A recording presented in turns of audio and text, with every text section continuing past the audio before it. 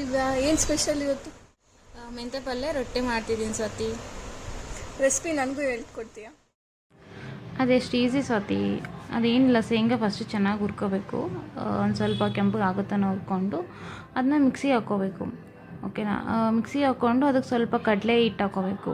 1-2 spoon ಆದರೆ ಸಾಕಾಗುತ್ತೆ.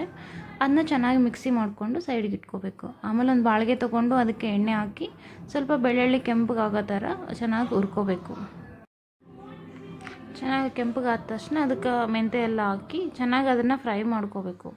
Fry ಯಾವ ಥರ ಅಂದರೆ ಎಲೆ ಎಲ್ಲ ಚೆನ್ನಾಗಿ ಬೇಯಬೇಕು. ಬೆಂದಾದ ತಕ್ಷಣ ಸೈಡಿಗೆ ತೆಗೆದಿಟ್ಕೊಂಡು ಜೀರಿಗೆ ಎಲ್ಲ ಹಾಕಿ ಸ್ವಲ್ಪ ಚಟ್ಪಟ ಅನ್ನೋ ಥರ ಬಿಡಬೇಕು. ಆನಂತರ ಆನಿಯನ್ನು, ಮೆಣಸಿನ್ಕಾಯಿ, ಅಲ್ಲ ಬೆಳ್ಳುಳ್ಳಿ ಪೇಸ್ಟು ಎಲ್ಲ ಹಾಕಿ ಚೆನ್ನಾಗಿ ಬೇಯಿಸ್ಕೋಬೇಕು. ಅದನ್ನು ಈರುಳ್ಳಿ ಎಲ್ಲ ಸ್ವಲ್ಪ ಬ್ರೌನ್ ಕಲರ್ ಬರಬೇಕು, ಅಲ್ಲಿ ತನಕ ಚೆನ್ನಾಗಿ ಬೇಯಿಸ್ಕೋಬೇಕು.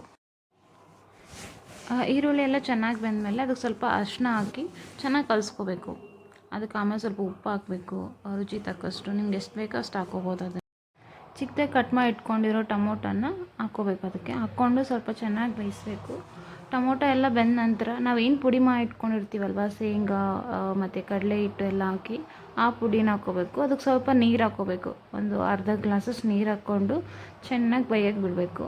ಆನಂತರ ಅದೊಂದು ಕುದಿ ಬಂದಮೇಲೆ ಅದಕ್ಕೆ ಮೆಂತ್ಯ ಪಲ್ಯ ಮತ್ತು ಬೆಳ್ಳುಳ್ಳಿ ಎಲ್ಲ ಬೇಯಿಸ್ಕೊಂಡಿರ್ತೀವಲ್ವ, ಅದನ್ನ ಹಾಕ್ಕೊಂಡು ಚೆನ್ನಾಗಿ ಕಲಿಸ್ಕೋಬೇಕು. ಅದು ಪಲ್ಯ ಎಲ್ಲ ಚೆನ್ನಾಗಿ ಬೆಂದಮೇಲೆ ಅದನ್ನ ಸ್ವಲ್ಪ ನೀಟಾಗಿ ಕಲಿಸ್ಕೋಬೇಕು. ಕಲಿಸ್ಕೊಂಡಾದ ನಂತರ ಅದು ಸ್ವಲ್ಪ ಒಂದು 5 ನಿಮಿಷ ಬಿಡಬೇಕು ಬೇಯೋಕ್ಕೆ.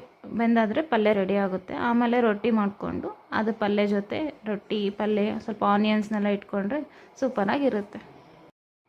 ಇಷ್ಟೇ ಸ್ವಾತಿ, ಮೆಂತ್ಯ ಪಲ್ಯ ಮಾಡೋದು ಎಷ್ಟು ಈಸಿ ಅಲ್ಲ?